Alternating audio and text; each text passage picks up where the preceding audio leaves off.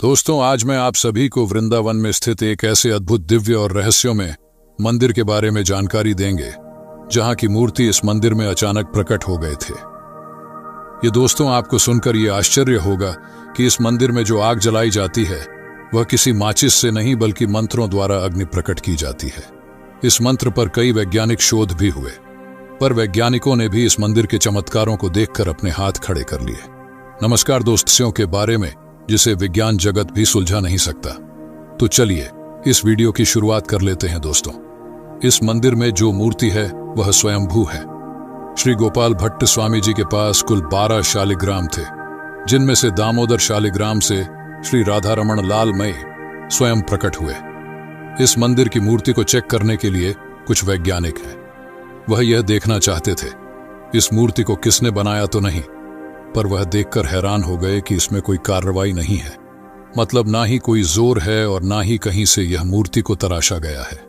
चलिए अब बात करते हैं यह मूर्ति कैसे प्रकट हुई। एक बार एक व्यापारी वृंदावन आए।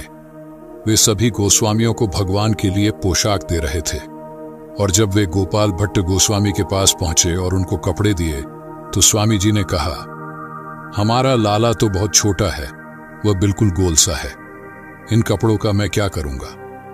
तो उस व्यापारी ने बड़े दुखी मन से कहा, तब ये कपड़े भगवान जी कैसे पहनेंगे। तब स्वामी जी ने कहा कि आप कपड़े रख दीजिए, बाद में देखा जाएगा। फिर स्वामी जी रात के वक्त भगवान जी से प्रार्थना करते हैं कि प्रभु, मैं भी चाहता हूं कि आपके छोटे छोटे हाथ पैर और मुंह हो, ताकि मैं आपका श्रृंगार कर सकूं।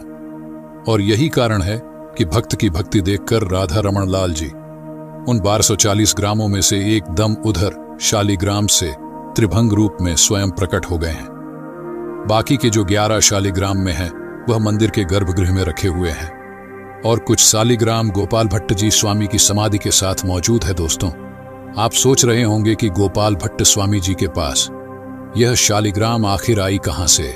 दरअसल गोपाल भट्ट गोस्वामी जी एक दिन नेपाल पहुंचे, जहां गंडकी नदी में स्नान के दौरान जैसे ही वह ने गोता लगाया, उनके पास 12 अदब शालिग्राम आ गया है।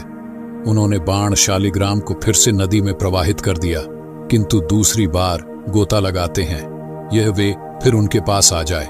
उसके बाद एक आकाशवाणी हुई कि गोपाल भट्ट, इसके अंदर तुम्हारी अमूल्य निधि विराजमान है।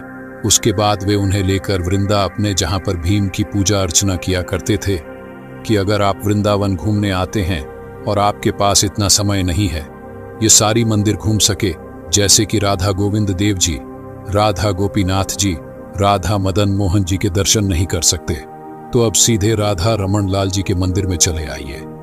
ये बात सबको पता नहीं है कि भगवान श्री कृष्ण के तीनों विग्रह राधा रमण लाल जी के अंदर मौजूद है। इसी मूर्ति के दर्शन से आपको पूरे वृंदावन के दर्शन का फल प्राप्त हो जाएगा।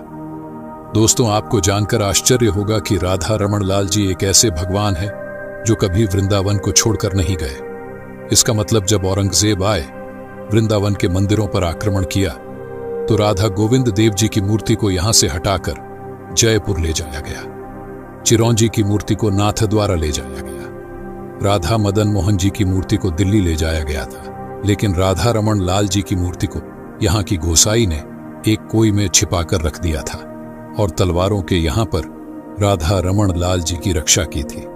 यह वह आप यहां पर आज भी देख सकते हैं। चलिए अब बात करते हैं इस मंदिर के रसोई घर के बारे में, जिसका रहस्य ऐसा है जिसे सुनकर आप चौंक जाएंगे।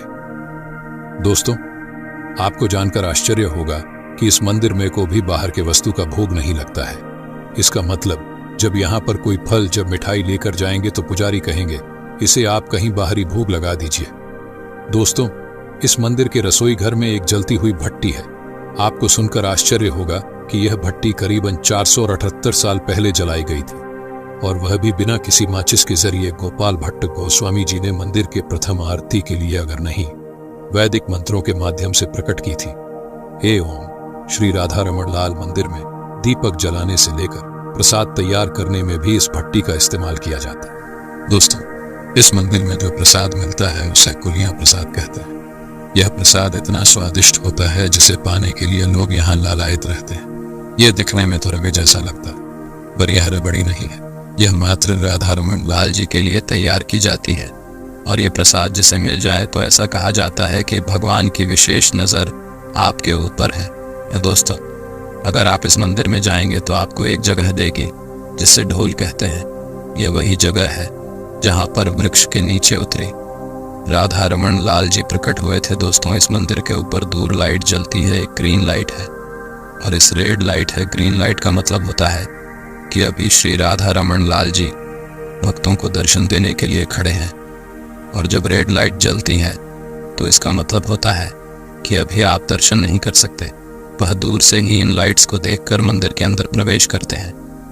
दोस्तों, जरा सोचिए कि वे कैसे भक्त होंगे जिनकी भक्ति देखकर भगवान को भी एक पत्थर से प्रकट होना पड़ा। जरा सोचिए उनकी भक्ति का लेवल कितना ऊपर है कि भगवान को भी उनकी सारी बातें माननी पड़ती है। इन भक्तों ने यह साबित कर दिया कि भगवान न ही पैसे के, न ही श्रृंगार के, और न ही भोग के, और न ही ऐश्वर्य की भूखे, तो वे दूसरी भाव के भूखे प्रभाव है। वो भगवान खुद ब खुद खींचे चले आते हैं। दोस्तों, इस मंदिर तक जाने का पूरा पता से लेकर और भी कई जानकारियां हमने आपके लिए वीडियो के डिस्क्रिप्शन बॉक्स इंफॉर्मेशन है। एक बार कमेंट में श्री राधा रमन लाल जी जरूर लिखे। अगर मेरे चैनल पर पहली बार आए हैं तो वीडियो को लाइक और शेयर करें और चैनल को सब्सक्राइब करना ना भूले। मिलते हैं आपके अगले वीडियो में। जय श्री कृष्णा।